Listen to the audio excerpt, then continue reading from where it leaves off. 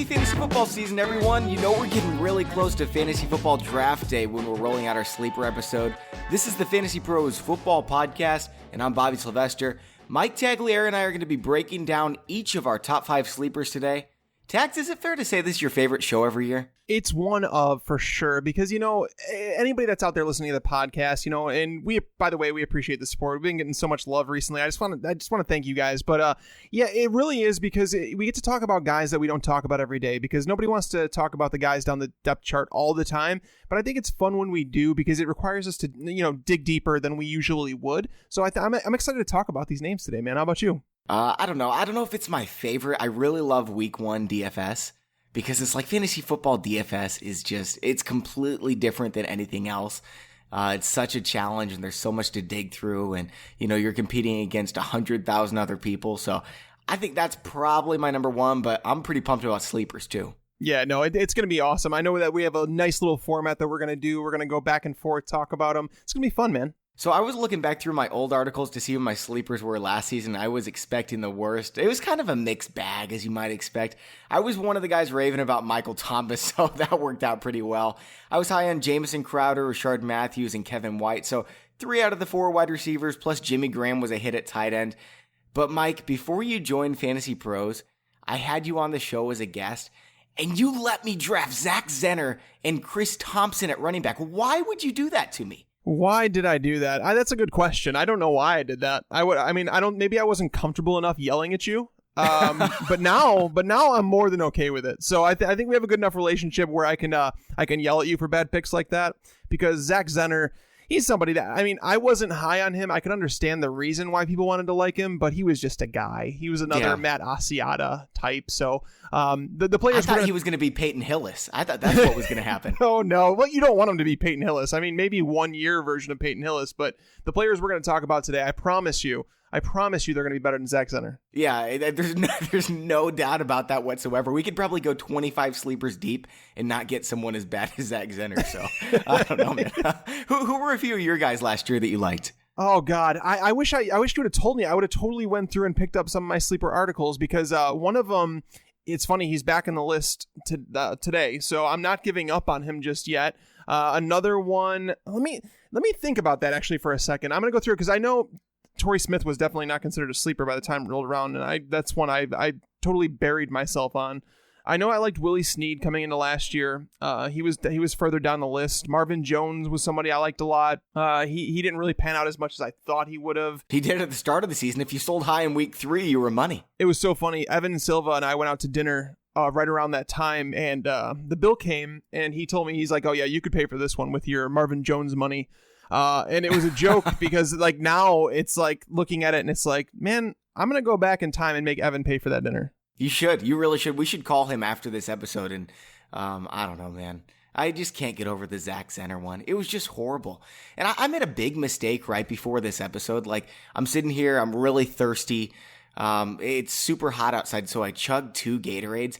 And I had no idea that Gatorade could just tear up your stomach so much. It's like worse than chugging a bunch of chocolate milk or even apple juice. I had no idea Gatorade was like the worst thing you could chug. It's so much sugar in there, dude. Like, I know that. And like, so I get yelled at all the time. So I drink Monster all the time. And it's not the green stuff. I drink the low carb blue one. And it's like better for you, but I know it's not good for me. And when I have 2 of those in one day, my stomach gets all jacked up. So I definitely understand that. Gatorade is a lot of sugar, man. Like, you have to be like, Bobby, we're writers. We sit in a chair. Like, you're not running around playing basketball all day. So, I mean, if you go out and play basketball all day, 2 things of Gatorade will be fine because you're burning off all that sugar. But just sitting there, not a good idea. It's so good, man. It's so good.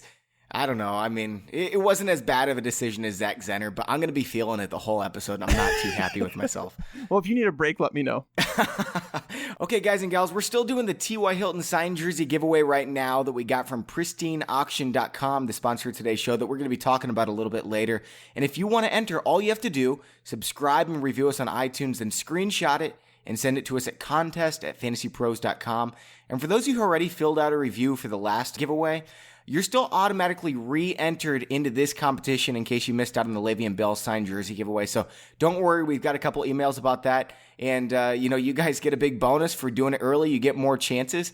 And we really appreciate all the reviews we've got. Yeah, Bobby and I went to bat for you guys. Just so you know, we had to argue. Like, I'm totally kidding right now. We didn't have to argue, but we definitely went to bat for you guys and said, hey, if they left a review, we should get them. We should definitely leave them, like, put into this contest. And it was like, you know what, that makes sense. So anytime you guys put in a review for the show, like even if it's just now that you're doing it for the T.Y. Hilton jersey, just know that it's going to enter you for all future contests that we do. So kudos to you guys.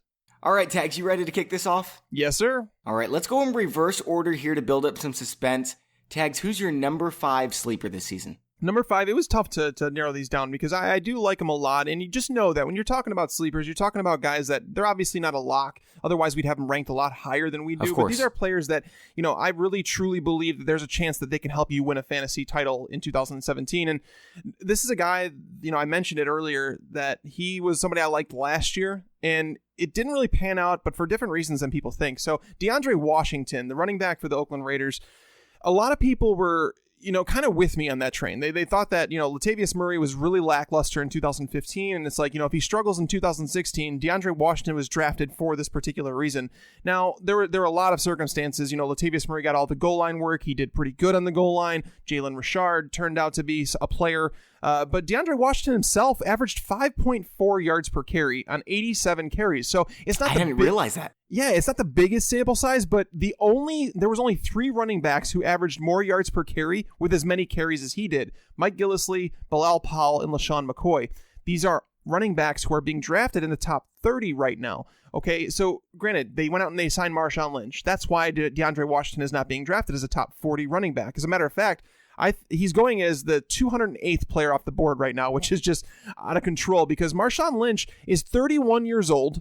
He's taken more abuse on his body than probably any other running back in the NFL right now. He plays behind one of the best offensive lines. But if you were to say Marshawn Lynch at 31 years old gets knocked out of a game, like a hamstring, soft tissue injury, concussion, whatever the case, this is a guy who's been out of football for a year and a half, traveling to different countries. If he gets hurt, DeAndre Washington could emerge as a league winner because, as you know, Bobby, the Raiders' offensive line is, I would argue that it might be the best in football, but it's definitely top 3. I definitely think it's top 5. I would say probably top 3. I don't think it's the best. We're going to be talking about the best later when I'm talking about one of my sleepers, but I love the pick. You really sold me on him. I didn't realize he had that many yards per carry. Yeah. They should have given the ball a lot more. I kind of wondered that, and the part of the reason that Jack Del Rio, I think, kind of went away from DeAndre Washington a little bit is because if you remember when Latavius Murray got hurt and he missed, I think it was just one game he ended up missing, DeAndre Washington and Jalen Richard shared the load that week. And I remember it because it was a discussion that I had talking about, can you start DeAndre Washington and Jalen Richard in the same game? Can you play them in both your DFS teams? Like, just because they were both minimum salary. So it was trying to decipher that, and neither of them really lived up to expectations. Now, again, that was 1 week. The guy was a rookie. It takes time. But to look at his entire sample from the 2016 season, DeAndre Washington, he put a solid season together. And this is a guy that they may not be ready to give the keys to, which is why they went out and signed Marshawn Lynch. But if for some reason something happens to Lynch, who I think is more susceptible to an injury than most people think, DeAndre Washington could just step up and at the very least, be a flex player for you. So I'm looking at ECR right now, Tags, and he's the running back number 65. He's being drafted at 199, so virtually undrafted in most leagues, and it doesn't really make sense. If anyone's going to get hurt this year, I don't see why it wouldn't be Marshawn Lynch. He probably has as much injury risk as anyone because of the beating on his body with how old he is, having been out of football. Makes a lot of sense to me. It's a great situation. I agree. So who's the running backs around him, Bobby? Like, who are the guys that are being drafted right around him? That's what I want to know. So we're looking at Jerick McKinnon, Shane Vereen, Deontay Foreman, who I think is just really a bum. He's being drafted below Jalen Richard, Chris Thompson, as we mentioned earlier. That's an ugly bunch of running backs. You can get him for free. Yeah, that's what I'm saying. Is like, you talk about those running backs there. Those are guys that they're not going to help you win a league. Like Shane Vereen, I don't know what people are doing drafting him there. I don't understand it. But DeAndre Washington is a guy who's built a little bit like Maurice Jones-Drew. And again, if he gets the opportunity, I think he's a minimum a flex play. Yeah, that makes a lot of sense to me. Now, I want to clarify for you guys listening at home because everyone has a different definition of sleeper. A sleeper is not like a breakout player, like someone who's top 80, like Derrick Henry. You know what I mean? Like everyone knows who Derrick Henry is. Everyone's hyped about Derrick Henry. No one's sleeping on him.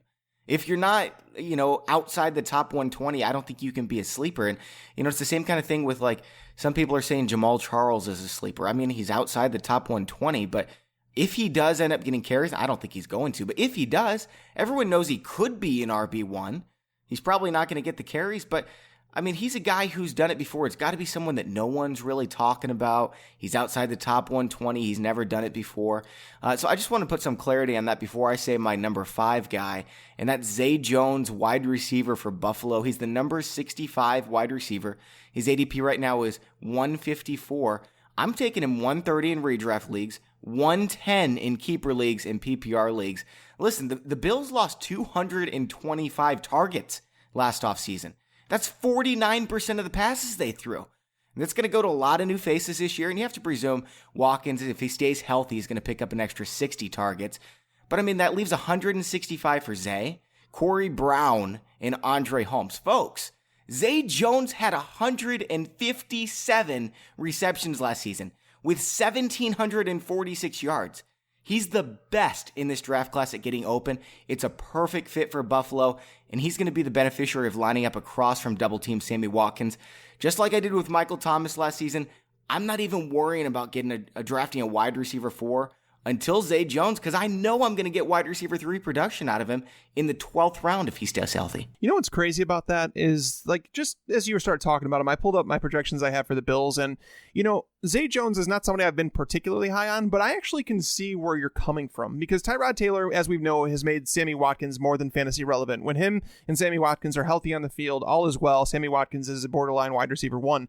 So with Sammy Watkins, maybe having some of the soft tissue stuff, some may have the foot injuries, where if he were to miss some time, there is nobody else on this team that can step up and take targets. I mean, Corey Brown is not going to see more than 5 targets in a game. Andre Holmes has been a backup receiver his entire career. Walter Powell, I want to say that Walter Powell actually got suspended. I think something happened off the field with him. The Bills were one of the names in the running for Jeremy Maclin. A lot of people expected them to talk with Eric Decker. Nothing happened, so Zay Jones might be forced into that role. So for me, my initial set of projections has him right around 80 targets, which is not bad when you're talking about a wide receiver that's being essentially undrafted right now or outside the top 60. So I don't think it's a bad call at all, and I think that I wasn't huge on Zay Jones coming out of college, but at the same time, opportunity is king in the NFL, and he could see plenty of it. He didn't really play impressive competition. He was in East Carolina, but those numbers, man, absolutely ridiculous. He's a guy that's gonna get open. I'm pretty fond of him. Hopefully we have some disagreement here, Tags, because that's always gonna make it fun. I mean, I know my next 2 you're gonna agree with because we've talked about them before, but my number 2 guy, I can't wait to hear what you have to say about him. I can't wait either, and I don't know if we're gonna disagree on these or not. We didn't really go through them so much before the show, so I'm curious to hear who this is.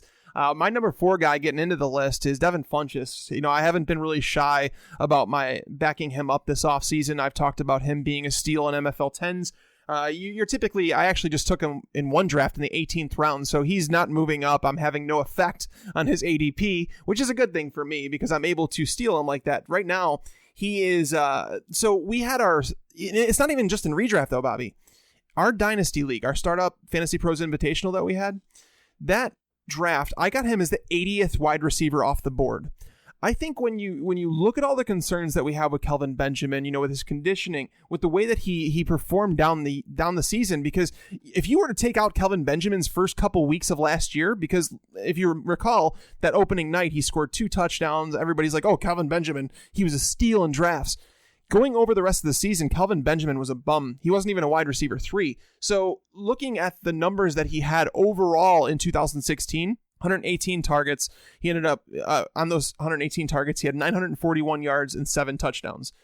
Devin Funchess over his career has exactly 3 more targets than that. So basically the same amount of targets, right? He has 844 yards and 9 touchdowns. So whoa. Devin Funchess has actually outscored him in standard leagues, a little bit under in PPR, But Devin, like I'm not talking about a guy that's being drafted right by Kelvin Benjamin, and we're splitting hairs and saying, oh, I'd take Benjamin or I'd take Funchess. We're talking about a guy that is literally going undrafted in drafts right now, a guy that is going to occupy the deep role because, Ted Ginn, I would say, has been the most effective wide receiver under Cam Newton. Which is bizarre to say. It really is. But it just goes to show what Cam Newton has really done, what his strength is. Cam Newton's got a rocket for an arm. Everybody knows that I'm not a Cam Newton fan as a quarterback. I don't think he's a great quarterback. But what I will say is he has a top 3 arm in the NFL. He can chuck the ball down the field. And when looking at Funchess, even though he's 6'4" and 232 pounds, his 15.6 yards per reception over the last few years tells me something. He's going to occupy that Ted Ginn role because Kelvin Benjamin sure as heck isn't. Curtis Samuel might, but again, guys, we're talking about a rookie wide receiver that was taken in the 2nd round who's a converted running back. He doesn't know the position very well yet. So I think he's going to be more of that Brandon Cooks-esque player. Exactly. But I can't see him seeing more than 80 targets or anything like that. So when you look at Funchess, I'm projecting him for just under 100 targets. And granted, I think that there's a legitimate possibility that Devin Funchess outscores Kelvin Benjamin this year, but I'm not betting on that. That's like a bold prediction. But for Devin Funchess being undrafted, I think it's madness. Madness, because there are no other options in this offense that I can see getting those targets outside of Kelvin Benjamin, who was extremely, extremely inefficient last year, and Ron Rivera has already talked about his conditioning issues this offseason. So Yeah, I love Devin Funchess. I like Samuel a little bit better because I think he is dynamic. I think he's going to play there in the slot. He's going to get a lot of looks. Carolina, it seems, is trying to change their offense quite a bit. They went out and got McCaffrey and Samuel. So I'm not so sure about 95 targets for Devin Funchess, but I like him a lot. He's a big-time red zone threat. I would not be surprised at all. I agree with you if he ends up better than Benjamin this year. I just think that the targets are going to be spread out a little bit more. With that being said, the wide receivers around him right now, Mohamed Sanu, Malcolm Mitchell, who's like 5th on the depth chart, Cole Beasley, Allen Hurns. Are you kidding me? I mean, all these guys are ranked ahead of him. That's what I'm saying is I've said it before. I don't think around his range where he's being drafted or undrafted, I don't think you could find a guy that has a chance at double-digit touchdowns as much as he does. And people mistake that. They think Devin Funchess is a deep threat, and he is. But Devin Funchess, when he came to Carolina, he was brought there to be a red zone threat. Like, the guy is 6'4", 232 pounds. He's going to see number 2 cornerbacks, while Kelvin Benjamin sees the majority of the attention. So for me, there's a lot of other concerns in this team, whereas I think people are somewhat overlooking Devin Funchess. Funchess is really good, but my number 2 sleeper that we're going to be talking about in a bit that I mentioned before, he has a chance at triple-digit touchdowns. So Funchess, he's ranked behind Funchess. So we'll just have to wait for that one. But first, I'm going to start with a running back. Jonathan Williams is my number 4 sleeper this year. He's the number 66 running back on ECR, number 188 ADP. In a 12-team league, that's undrafted, okay? Buffalo's run blocking is the best in football. I don't think it's even close. I don't think Oakland measures up. I don't think Dallas measures up. Their running backs averaged 2.88 yards per carry before contact last year. The next best in football was 2.37. That's half a yard better per carry before contact. The difference between Buffalo and number 2 was the same difference between number 2 and number 9. McCoy has just 437 rushes over the past 2 seasons, and they ran the ball over 1,000 times in those 2 seasons. So there's going to be a ton of carries up for grabs, and that's if McCoy doesn't get injured. It seems like, he's really injury prone. He's getting old. He has a lot of mileage on his legs. If he does get injured, I think Williams is immediately an RB1, and he's virtually undrafted. Gillislee had 5.7 yards per carry behind that line. I think Williams may have just as much ability and tags. Buffalo scored 29 rushing touchdowns last season. I'd be willing to bet Williams gets his hands on at least 6 of those this year. That's insane. 29. I didn't realize it was that high of a total. I did know about the offensive line and how good it was last year in terms of yards per contact. It seemed like whoever touched the ball, unless it was, of course, Reggie Bush, because Reggie Bush is done. Next best, by the way, 23 rushing touchdowns. Yeah, was it the Falcons? I don't remember. Don't have The it in front of me. The Falcons might have been the next closest because I knew the Falcons scored a ton, the yardage. But talking about it, LaShawn McCoy is somebody, so they're changing offensive schemes. So LaShawn McCoy may not be as effective. I am a little concerned about the coaching change and how that would affect the offensive line, but they've kept it intact. So we know that they have good blockers up front. So for me, Jonathan Williams is really worth the stash. But here's the question though, Bobby. Do you draft Jonathan Williams, or are you more like wait until a McCoy injury, because then everybody's going to be running to the thing? So I don't want to spend 90 fab on him. I'd rather just draft him in the 15th round. So here's the question, though. This is where these sleepers come in, and I want to talk strategy for a second. So let's pretend that we like these sleepers, like me, for instance, Devin Funchess. Let's say I draft him with my final pick in the draft because he's going undrafted. I get him at the final pick before my defense, of course. But let's say that the first week he doesn't really do anything. Let's say Jonathan Williams gets 5 carries, 20 yards, no touchdowns. He's not involved in the passing game. If someone's on the waiver wire at that point, at what point, so on a handcuffed running back, like I want to talk specifically running backs here, on a handcuffed running back, what's the point where you feel okay to cut bait? Like if there's a great waiver wire pickup in week 1 and you have to choose between Jonathan Williams or the number 4 wide receiver that you drafted, like what do you do there? Well, I mean, I don't really use the waiver wire the same way that most people do. It's just a philosophy that I use where I carry 8, 9 running backs virtually all year.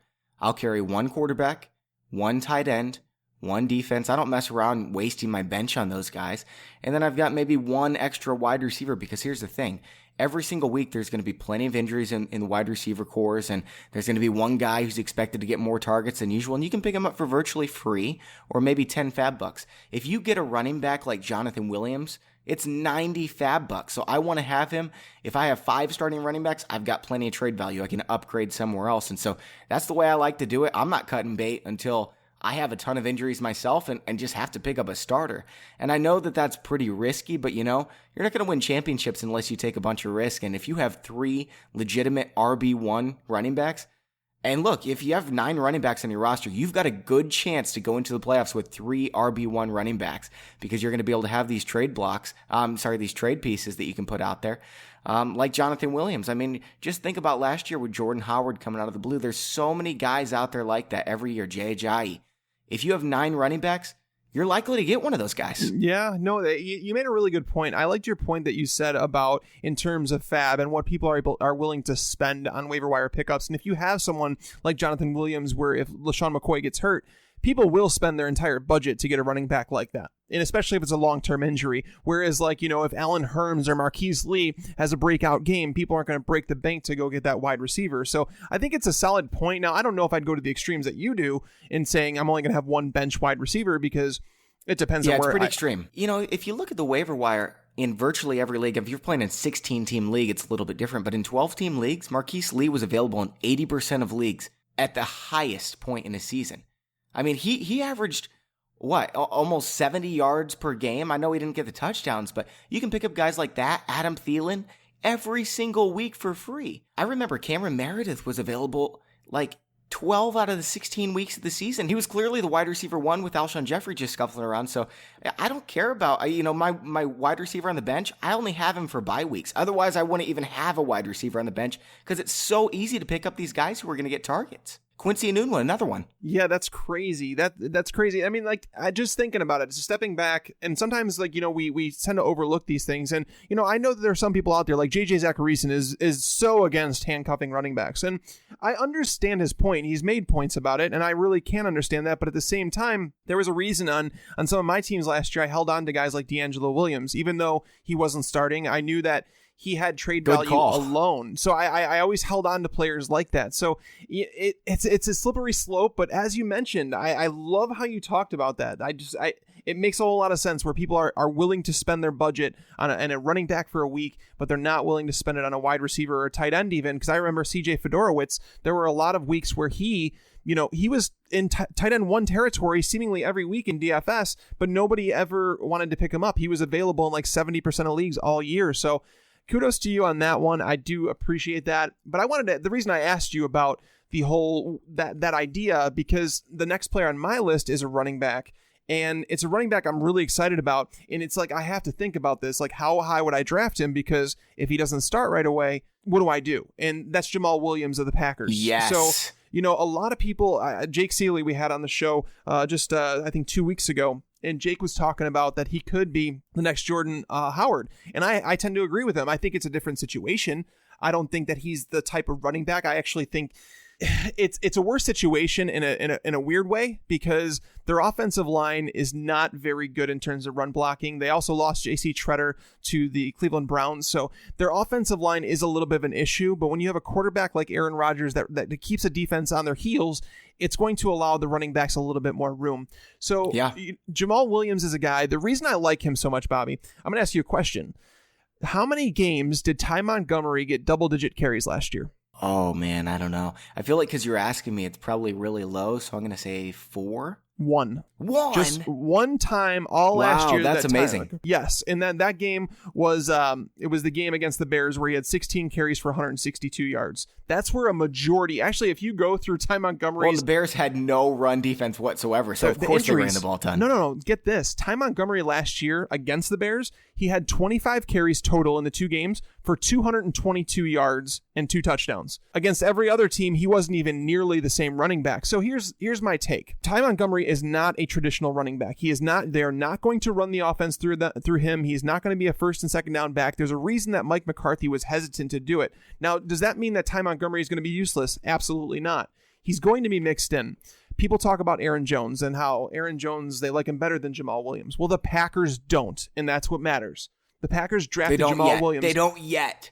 That's my point. I love Aaron Jones, and the only reason I don't have Jamal Williams out there on my list is because I think Aaron Jones is every bit as good, and when they get in the preseason, they're going to say, well, he's just the best running back on our team, so I think he might be the starter. And, I don't have Aaron Jones on this list either because of Jamal Williams, so I love both these guys. I wouldn't mind owning both of them, but you're making a really good point. But so here's the case, though, for Jamal Williams, right? Because I think he complements Ty Montgomery better, because Ty Montgomery is not going to go away. He's a converted wide receiver. He's going to have a role. I would say he's probably going to average around 10 carries per game. He's probably going to catch 5 balls per game. Yeah, a little bit of an upgrade on Theo Riddick in terms of running ability. But yeah, that's actually not a bad comparison at all. But Jamal Williams complements that very well because he's really a 1 and 2 down back. He can catch the ball if necessary. But this is a guy, in his final year at BYU, he totaled 18 or more carries in 8 of 9 games. There were 7 games that he had 24 or more carries. So he's definitely built to handle a workload. He's what they would want. Like, the Packers got in so many shootouts last year. Aaron Rodgers threw the ball more than he traditionally does. Now, did it work out for them? Sure, because Aaron Rodgers is the greatest of all time. But I think that the Packers... They were better when they had Eddie Lacy being an RB1. Exactly. Like, slowing down the game where if they have a lead, they can sit on the ball and they can run the ball. Like, going through the Packers running backs last year, it's a joke. Like, Ty Montgomery, 77 carries. Lacy, 71. Stark, 63. Aaron Rapowski, 34. It was a joke in terms of what they were putting out there on the field. And, you said it. They were better with Eddie Lacy on there because they can control the clock. They can actually get ahead in a game and take time off of it. Jamal Williams is a guy that... So here's my stat for you, Bobby. I talk about this with Carlos Hyde. It was so impressive what he did, finishing as the number 9 running back last year in points per game on a team despite the team that scored the 28th most points in football. Did you know the top 8 running backs in terms of points per game were all top 8 were on teams that were in the top 14 in actual scoring? 7 of the top 8 were on top 10 scoring teams. So when you look at Jamal Williams in a situation and Ty Montgomery, you want to bet on one of these guys because you know the Packers are going to be a top 10 scoring offense, right? You're right. Yeah. So when you look at that, I think Jamal Williams could be a league winner if for some reason Ty Montgomery is locked into that same role that he had last year and the Packers realize we need to sit on the ball a little bit. Because if Jamal Williams gets even 12 touches per game, he's going to be a starter in fantasy football. It's very clear that it was a priority for the Packers to go out and get one of these running backs because they got 3 of them. They got Jamal Williams, they got Aaron Jones, and Devontae Mays is really good too. I mean, I wouldn't be surprised if somehow he leaps the depth chart. It's a supreme athlete out there. So the Packers clearly want to change the way they do their offense. And adding Jamal Williams, you're right, he was the first guy drafted. So I think he's going to get the first crack at this thing, and you and Seeley have really sold me on him, or at least adding Aaron Jones and getting a piece of this Packers backfield. Yeah, no, it's a good idea. Like, that's the players when you're looking at his area, because right now he's being drafted around the 145th player off the board. When you're looking at that territory, you're just looking for upside. You're not looking for the players like I won't draft Darren Sproles because I know what Darren Sproles is and I know what he isn't. I know he's not going to win me a fantasy championship, whereas Jamal Williams, he could be that guy. It's just like Jordan Howard last year. Jordan Howard was that guy you put on your bench and say, I hope he's a league winner. And as it turned out, he was. Yeah, you're right. Okay, sticking with running backs here, I'm going with the Pittsburgh Steelers rookie, James Conner. He's the number 71 running back, number 209 ADP, so not drafted again. We all know Le'Veon Bell's injury prone. I think some people forget, Tags, that he got hurt again in the playoffs last season. So it's been past 2 seasons. D'Angelo Williams, who you mentioned, has started 14 games. The Steelers aren't shy about running their backup into the ground. D'Angelo Williams had 298 carries for 1,250 yards and 15 touchdowns in those 14 starts as a 32 and 33-year-old. And I'm not saying Connor's the same quality of running back that Williams was. I mean, Williams was drafted in the first round and the Steelers waited till the third for Connor, but he's just 22 years old. And I love what he did while he was playing at the University of Pittsburgh. I'm just saying, as a 22-year-old, he might be as good as a 33-year-old D'Angelo Williams. And if and when Le'Veon Bell gets hurt again, Connor's an RB1 every single week, and you get him for free. It's funny. You said I want to argue on this podcast with you, but I'm not going to argue because I came out with my article. It's for premium users, and it includes my top 10 sleepers for the incoming season and his deep sleepers. And James Conner was on that list. And, for a lot of the reasons you mentioned, Conner coming out of college, he was someone I liked. He's a tackle breaking machine, and if he fell in the right offense, he could do some work. And he's landed in the right offense. He did. He landed on the best possible scenario. Like anybody backing up Le'Veon Bell, it's a great position to be in, and I'll tell you why. I went through the last 2 years and looked at the Steelers' backfield. There have been 3 running backs who have started games for the Steelers: Le'Veon Bell, D'Angelo Williams, and even Fitzgerald Toussaint. Okay, in that time period, Bell, as a starter, averaged 26 touches per game. Williams averaged 23 touches per game. And even Toussaint, 18 touches per game. So as you can see, they will give it to anybody they want. Now, the Steelers are known to be a team that is win now. So when you draft a running back in the 3rd round, where they drafted James Conner, which is actually earlier than he was projected to go, they're going to use him. They've already said we have to be aware of Le'Veon Bell's usage. I think that they're actually I'm not saying that Le'Veon Bell is going to be dialed down to 18 touches per game. Don't forget, he's a wide receiver too. He's a really good wide receiver. They'll split him out wide and just run the ball with Conner. They could run 2 sets. They could run 2 running back sets, have both of them back there, and have him carry the ball. I couldn't have said it better myself. The Steelers are known to do some stuff like that. They did have certain times where they had Le'Veon Bell and D'Angelo Williams on the field. So love the call on James Conner. He was in my list as well. All right, who's your number 2 guy, Tags? Now, before I get into my second favorite sleeper, I want to tell you about the sponsor of today's show, PristineAuction.com. That is PRISTINE auction.com. As you guys know, we gave away that Le'Veon Bell jersey, and right now we're doing that T.Y. Hilton giveaway that we talked about earlier in the show. Make sure to go there, check them out. They have daily auctions with hundreds of items, something from every single NFL team. What happens when you go there? You're going to register. It's absolutely free. All we want you to do is tell them that FantasyPros.com sent you. That way, we're able to continue doing giveaways. Anything on their site is guaranteed authentic, as they only work with the most trusted sources. Check it out. You only pay for anything if you win it, and that's obviously the point, right? You want to go there, you want to bid on a jersey or a helmet, you want to win it. That's the only time you'll ever pay. It's all free. Check them out, PristineAuction.com. All right, number 2, it's hard to go down the list. I talked about Devin Funchess and the fact that, it's hard to find someone with his touchdown upside that far down the list. Well, it's hard to find someone who's going to see 120 plus targets all the way outside the top 160 players. Now, this player is going to move up the boards because we're going to talk about him and more people are going to start talking about him. Quincy Enunwa of the Jets. Okay. Oh, yeah. So Bobby, I know that you're a Marshall fan. I know we've talked about this. We've had arguments about Brandon Marshall, but did you realize that last year, Quincy Enunwa saw 23 fewer targets than Brandon Marshall? Despite seeing 23 less targets, he totaled 69 more yards and scored 1 more touchdown. Enunwa outscored Brandon Marshall in fantasy last year 111.8 to 96.8. They were both being thrown to by the same quarterback. I understand. So the concern is that they're playing on a bad team. I get that. It is a bad team. But if we recall last year, Terrell Pryor, first-year wide receiver, he was able to make a fantasy impact for the Browns. And that's a team that was in complete disarray. So Josh McCown, if he's starting there, I do think that that's considered an upgrade from where they were at last year with the Jets. And when you talk about Enunwa, any wide receiver over the stat is any wide receiver who has seen 110 targets over the last 5 years. I want to say that there's only been 5 instances where they've finished outside the top 36 wide receivers. So Quincy Enunwa was at 105 targets last year. They just lost Brandon Marshall. They just lost Eric Decker.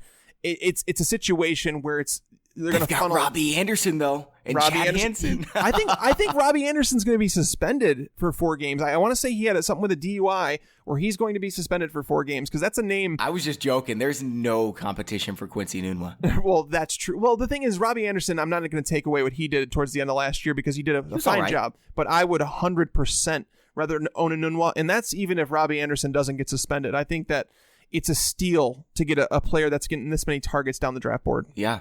You know, every single year, there's these wide receivers who break out, and everyone's like, man, this guy is a legitimate wide receiver 1. All of a sudden, like, what happened? And last year, it was kind of Devontae Adams and Terrell Pryor and Quincy Enunwa. But everyone forgets that because towards the end of the season, he wasn't as dominant as he was in the middle of the season. He just peaked at the wrong time. I mean, as fantasy owners, he peaked at the right time because that means we can get him for a lot cheaper. But I'm with you. I had no idea he was being drafted 160. I see him down there at number 130 for ECR, which is the expert consensus ranking. So that means the experts as a whole are much higher than where his ADP is. I think even that's going to rise. I think it's going to rise maybe to the top 110, maybe top 100. Yep, I would argue that even the experts are way too low on him right now, that he needs to move up boards. Like, I'm going to put him inside my top 40 wide receivers. I need to go through and redo my projections now that Decker's officially gone and like kind of go through the league because, you know, even in that 40 wide receiver range, you're looking at some good players. Like that's the area where you're looking at guys like Devontae Parker, like Adam Thielen, like Deshaun Jackson. You could argue that those guys should be higher, but that's right around where he's going to end up in projections. Yeah, I'm totally with you there. Now, this is the one where I think we're going to disagree because I have not heard you say his name before. I don't even know if you know who he is. I'm sure you do. You do drafts with like 500 players being drafted, so you probably know like wide receivers on the practice squad that got cut that might be picked up by someone else. So I'm sure you know this guy because Chris Conley, wide receiver for the Chiefs, is starting. Tags. Macklin's gone. Chris Conley is starting. You can say what you want about Tyreek Hill, but he's a gimmick player as far as I'm concerned. He's not a traditional heavy target type of guy, and Alex Smith isn't going to throw a ton of passes, but Conley's going to be seeing a ton of targets on this team. And seeing that he had 7.7 yards per target last season, by the way, the same number as some guy named Julio Jones, I think it's fair to say he's being overlooked. Have you heard of that Julio Jones guy? I have to double check, but I think I have. Yeah, I mean, he is off the charts athleticism, not Jones, but Conley. Both of them do. And I think he seems like a prime candidate to go undrafted to top 30 wide receivers by this time next year. I'm not saying it's absolutely going to happen, but it has to happen to someone. It always does. I think he might be the guy. You know what's funny? I'm going to pull it up right now because I'm almost positive on the stat. And yep, I'm correct. Chris Conley was had the most yardage among wide receivers last year without a single touchdown. He had 530 yards but did not score a touchdown. There was no other wide receiver with more than 408 targets without one, and that was Quentin Patton, or 408 yards without one. That was Quentin Patton. So Chris Conley is a guy that I wanted to say that I liked Conley, but here's my issue. His skill set does not fit what Alex Smith does. If Patrick Mahomes was under center, I would be all aboard the Chris Conley hype train because he's one of those guys that metrics are off the charts. There's a lot of guys that wanted to expect big things out of him. He's solid speed size combo. And he's 6'3", great leaper. I mean, he set records at the combine for leaping. Exactly. Yeah, this is Dwayne Bowe, right? No, it's better than Dwayne Bowe. I hope so. I just think it's Dwayne Bowe was really good for a couple years. I just think it's a quarterback situation where it's funny. I was just on Pat Mayo's show and we were talking about this Chiefs offense and how many actual threats can come out of it. Like how many pieces can Alex Smith support? Can he really support a top 2 tight end and a top 24 wide receiver in Tyreek Hill? And then you're talking about Chris Conley. I am of the mindset that Tyreek Hill is being a little bit overvalued. I'm a little concerned about like a Devin Hester type effect. They've already talked about they're going to start taking him off punt and kick returns and focus him on wide receiver, which I think is a mistake by all accounts. He's Cordarrelle Patterson all over again as far as I'm concerned. I'm not touching Tyreek Hill unless he drops 2 or 3 rounds later. I think he's more electric than Patterson. I think Patterson's better after, I think he's a guy that can break more contact. But I think Devin Hester is the best comparison I can come up with. And the Bears tried to do the same thing with Devin Hester. And if you recall, I can't remember the year, I want to say it was like 2011 or 2012. Devin Hester was being drafted as a top 30 wide receiver because people thought the same exact thing. Like, oh my God, not only is he going to get his return stuff, but he's going to be a wide receiver. He's going to be a playmaker. They're going to find ways to get ball in his hands. Now, Andy Reid is a much better play caller than the Bears had at that time. That was Lovie Smith. That was under the Lovie Smith days. So Andy Reid is he's better at getting the ball in guys' hands. Obviously, he did that with Jamal Charles, but Tyreek Hill is not your prototypical number 1 wide receiver. So I do think that there's plenty of room for Conley to come up. But the problem is his quarterback situation just limits his ceiling a little too much, where I think it's like you could probably get a few usable weeks out of Chris Conley, but I don't think he'll be a game changer. Okay, that's fair. So this kind of counts as a disagreement, right? I mean, you're not taking him in the same spot as Julio Jones like I am, are you? I love Chris Conley, man. Oh, God. I love him. He's going to be my backup wide receiver on a lot of teams, and he's free. I love you, Bobby. You're awesome. So in our drafts, I'm going to expect you to take Chris Conley in the 1st or 2nd round. P.S. No. I'm not doing that. I mean, I got to take Kevin White and Sammy Watkins at some point. Right. Obviously. I mean, maybe I can get 3 first-round picks and get all 3 of my wide receivers. Yeah, you're gonna have to reach for Sammy because he'll be on my team. Okay. All right, so let's move into our number 1 pick. So this one I felt a little guilty of, but the thing is like we had a criteria, right? We wanted to go outside the top 120 players, and this guy is, and I know there's a lot of people out there listening that know this guy, but he hasn't broken out yet. He's still a question mark, and there's a lot of people out there listening that still don't know who this guy is, and that's Kareem Hunt. He's the number 1 on the list. Granted, he is being drafted outside that top 120 right now. He's slowly actually moving a little bit down draft boards because the hype is somewhat died down. He was drafted by the Chiefs this year, and as you know, people are concerned about Spencer Ware. Spencer Ware, he fell off over the second half of last year, this and that. Kareem Hunt, Andy Reid wants a workhorse running back. I get all that, guys, and that's why I am not running away from Kareem Hunt. I'm a fan of Spencer Ware.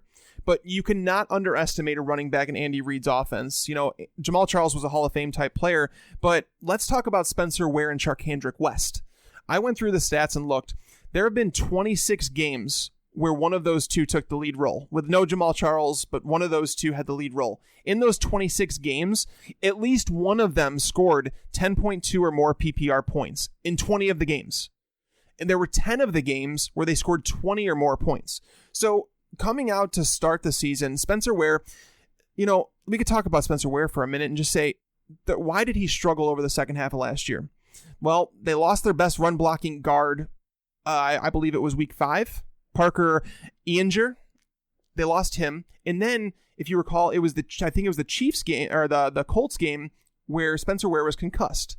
Living in Chicago like I do, I watched an interview recently with Leonard Floyd, one of the Bears' top draft picks from, I think it was last year, 2 years ago.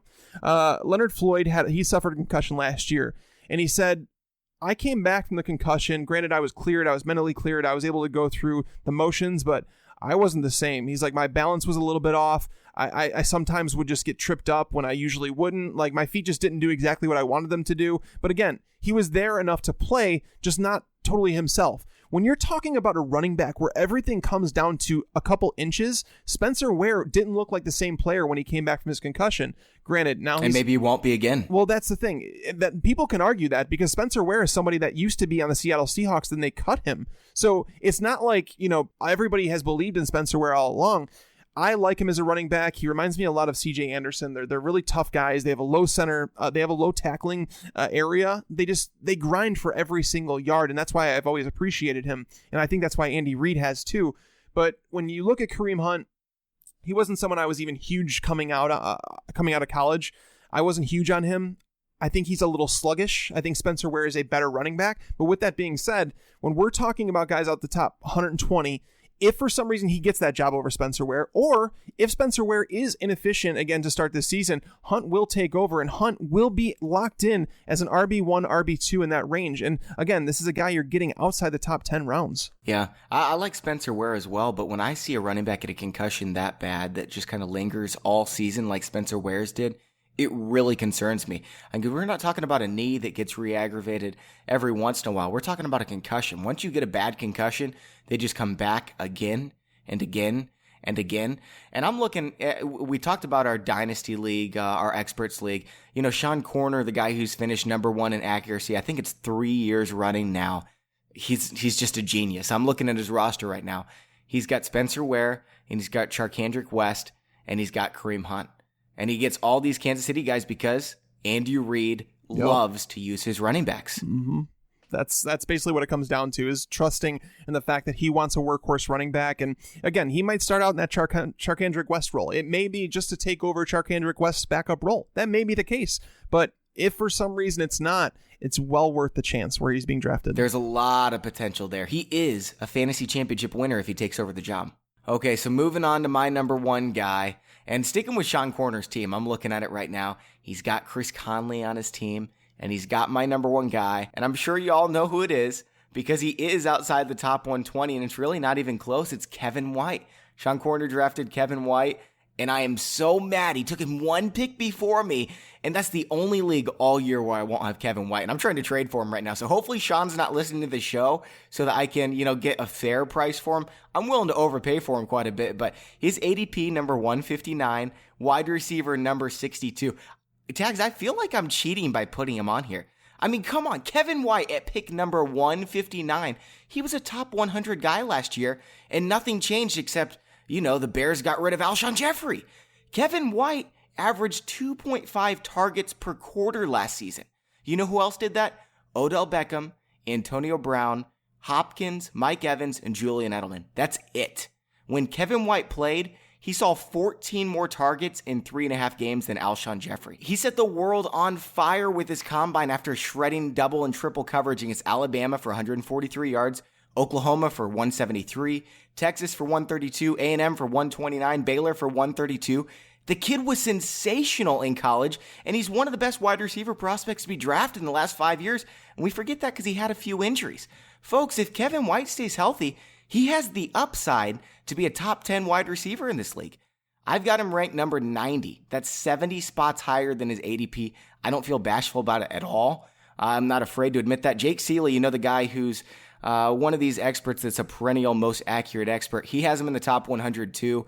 I'm buying him in every single league that I can, and I'm begging you to get him on your teams just like I did with Lance McCullers in baseball, and that worked out. Please, guys, draft Kevin White. It is going to help you win a championship. You know what's funny is we, on Father's Day, that night, I scheduled a mock draft with a bunch of different writers, and Jake was one of those guys, and I wrote it up. I think it's going to be coming out on Friday, so whenever this is posted, it might be the same day, but I'm going to put it up, and I actually wrote at the end of it that one of my favorite picks was Kevin White that I think Jake got. It was either maybe the 11th or the 13th round where he took him, and I wrote that it's hard to find a wide receiver, talking about Quincy Enunwa and where he's being drafted. I think Kevin White falls into similar territory where Cameron Meredith is a guy that's going to be missing camp. We know that. Mike Glennon's a new quarterback in the system, and, calm down with the whole the Mitch Trubisky talk, because Mitch Trubisky's not starting. Mike Glennon's the quarterback of this team. He's going to be getting reps with Kevin White. I have slightly moved Kevin White down my board as the offseason's kind of gone on. And the reason I've done that is because Kevin White seems to have lost something in the time that he's had all these injuries that he's dealt with and all this time that he's missed, where he doesn't really trust himself anymore. He was somebody that came out of college that was known to be extremely raw. The natural ability was there. He's a guy that came from a junior college. He overcame a bunch of odds. He killed the combine. He was drafted top 10, all these things, but he hasn't been on the field now for essentially 2 years. And, the mental aspect of coming back from these injuries, the expectations, people were talking to him. There was interviews with him saying, do you think you're going to be able to prove people wrong? And he said, well, I don't want to prove people wrong. I just want to, go out there and do my best. And it's the confidence, I think, is a little bit shot on Kevin White's, on his side. But here's the reason why I'm okay with you having him there, because the Bears are going to do everything in their power to get anything they can out of him. I think they're going to give him every single opportunity to shine. I think they want him to be the number one wide receiver on this team. And because of that, I think you can safely project him for that 100 targets if he plays all 16 games. And when you're projecting that many targets to get somebody, where he's being drafted now is kind of a joke. So I'm cautiously optimistic. And I'll tell you this though, too, Bobby. If Kevin White struggles this year, it will not be because his schedule is tough. I went through the schedule, and Kevin White is a guy that the only corner that's even close to a shutdown cornerback that he's going to come across in his schedule is Xavier Rhodes of the Vikings. And again, he's really good though. He is really good, but that's what I'm saying. That's the only time. And I want to say they only play them once during the fantasy season. And I think week 17 is the other time, but that's the only cornerback on his schedule that's even close to a shutdown corner. So if Kevin White struggles, it's not because he faced tough competition. He won't struggle. We don't have to say if. We don't have to worry about that. I hope you're right. He might get hurt, but I don't really think he has that much of an elevated injury risk compared to some of these other guys. It's not like he has soft tissue injuries. I mean, he's a guy that just had a legitimate tough break. I think he's good to go this year. I think he's the number one. I'm not worried at all about Mike Glennon. I think he's every bit as good as Jay Cutler. Oh, God, no. I don't know if you like that. No, I don't like that at all. Jay Cutler was not very good last year. No, Jay wasn't good in John Fox's system. I'll tell you that right now. Jay Cutler and John Fox did not blend at all. Mike Glennon should be a better quarterback. I think that's why Brian Hoyer was a better quarterback than Cutler last year, because even if you go back to 2015, Cutler was just not very, Adam Gase was solid with him. Like, he knew how to use Jay Cutler, how to roll him out, how to get him out of the pocket. John Fox, I don't like John Fox as a coach, but I hope you're right about Kevin White, because as a Bears fan, I want to see this kid pan out. I know he's had some tough luck. I've never heard a negative he had his car stolen, his Maserati, I think it was. Oh, God. He shouldn't be driving Lots a Maserati. Of tough luck, he should be going back to his girlfriend Pinto, was driving a Pinto or something like that until he steps it up. No Maseratis for you, Kevin White, until I see 1,000-yard season. Hey, that's coming, man. It's coming this season. So, Tags, we got a little bit of extra time. I want to know who your just misses are, the other guys rounding out your top 10. We don't have to talk about them, but I want everyone listening to know who they are. Let's see if we've got some crossover here, too. Okay, so when talking about players that just missed my cutoff, and they're outside the top 120, but I felt like people know them, and I felt like it would be cheating to put them on the list, because people would be like, well, Mike, everybody knows who that is. The number one is Eric Ebron. Eric Ebron, most people don't know that he finished with the 8th most yardage among tight ends last year, and that's despite the fact that he missed 3 games. If I went through and I was like, all right, let me take tons of upside. Yeah, let me take his per game average and put it over 16. He would have been behind only Travis Kelce, Greg Olsen, and Jimmy Graham. And the touchdown, those have been missing. I think he only scored 1 receiving touchdown last year, and he had 1 rushing. But Anquan Bolden being gone, that takes away so much. I think Marvin Jones is a guy that you could talk about as having some upside that's being drafted too far down lists. But Eric Ebron he's legitimately has top 5 tight end upside. Yeah, I'm with you. I mean, I think he would have been a top 5 guy last season if he would have got a normal touchdown ratio. And he's the type of player who can get a bunch of touchdowns. He never helped anyone in DFS because he was so consistent, but that's what you want in fantasy football, right? Eric Ebron was getting 60, 70 yards virtually every single game he was healthy. I like him quite a bit. My just missed guys, I had Wayne Gallman, running back for the Giants. I just don't think Perkins is good enough to hold on to a job for the full season. I do think he's probably going to win the job out of training camp. They'll give him a chance. But, when it's not working after 4, 5, 6 games, I think Gallman takes over. I like what I saw out of him in college, and I think he was kind of overshadowed by Mike Williams and Deshaun Watson in that offense. I think Gallman is a legitimate NFL pro running back. Another guy, Marlon Mack, same type of thing. Frank Gore is just a turd, and Marlon Mack is going to take over. I really did think Christine Michael was going to win that job, and now he's hurt, so it's Marlon Mack's job to have. I like Marlon Mack, and for the reason, like you said, I'm not going to say Frank Gore's a turd, but Frank Gore, it makes the Colts offense worse. And I know a lot of people are listening to this, and they're probably going to be like, Mike, that's not true at all. Frank Gore is a good running back and this and that. Oh, it's true. I understand that Frank Gore is a good running back. I mean, I think that he's at the end where I don't think he's really a good running back anymore. But what I'm saying is that he's good for a control offense. I was talking, I think, with Nick Whalen on Twitter about this, and the fact that Frank Gore holds this offense back.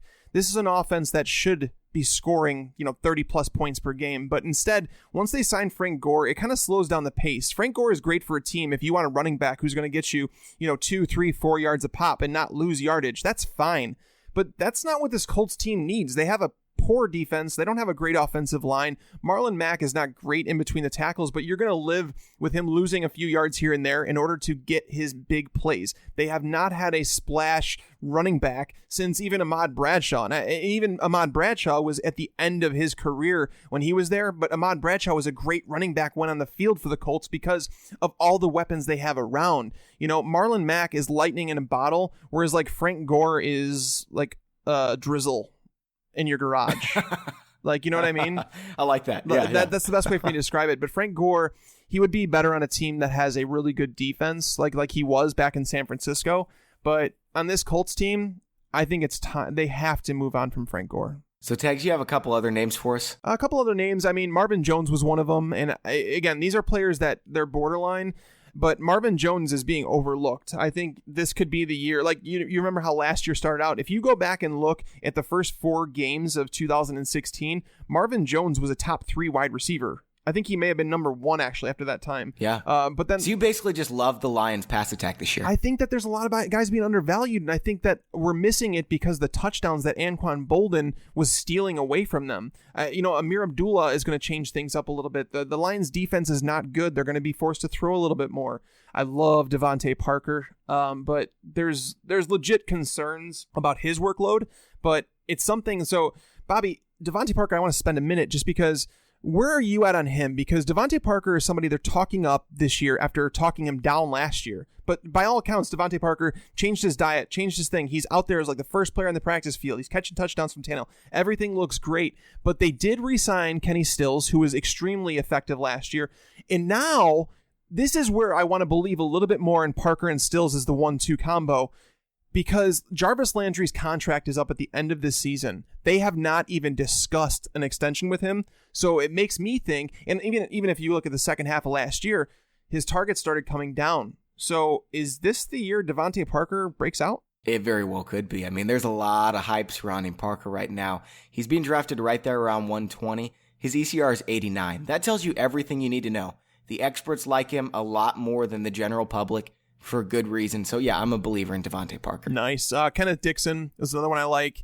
Tyrell Williams is fine. But, again, these aren't really sleepers. These are guys outside the top 120 that I liked that I didn't really want to put in the conversation because I'd rather put in players that people don't know.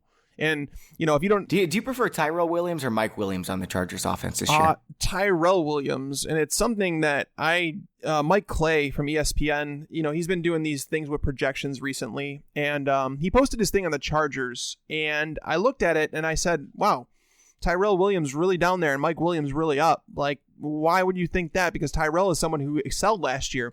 And he said that he went to the NFL Combine this year and he got a chance to talk with some of the Chargers coaches and said that they know about Tyrell's shortcomings and that they had concerns, which is why they drafted Mike Williams. And I think that's more on Keenan Allen. I think that they're more concerned about Keenan Allen and the player that he is and the player that he's not. I think that they're concerned that Allen may not come back as the same player that he was. So for me, he might not, but even if he's 80% of himself, he's a great value if he stays healthy. But the thing is, so like, where are we've talked about the Chargers before and like trying to figure out where these targets. He could get 200 targets if he's healthy. Well, I don't think so because that's what I'm saying. So basically you would almost be eliminating Tyrell Williams, be eliminating Dontrell Inman, eliminating Mike Williams. Travis Benjamin was somebody they paid big money for in free agency. Hunter Henry. That's always happened. Every time Keenan Allen's been healthy, it has always happened where they eliminated targets for everyone else because he just gets open. So at what point do you say Keenan Allen, I'm done with him? Because we're now entering, what is this, his 5th season? And he has yet to finish as a top 16 wide receiver. Yeah, I mean, if he gets hurt, then I'll be done with him. But other than that, I'm going to keep a guy who's going to get a ton of targets. So I'd say 50-50 chance that I'll be done with him. And, he gets hurt a lot. But I don't know. I just love the upside with him. Tags, I'm going to tell you my final 2 guys. I had Curtis Samuel on there, but we don't need to talk about him. We already hit him up. So my other 2 guys are really deep. Charles Sims, I think he's probably going to beat out Jaquiz Rodgers for the job while Doug Martin's gone. And look, I don't think Charles Sims is really a keeper after those first 3 weeks, but I think in those 3 weeks, he really helps you out quite a bit with this offense.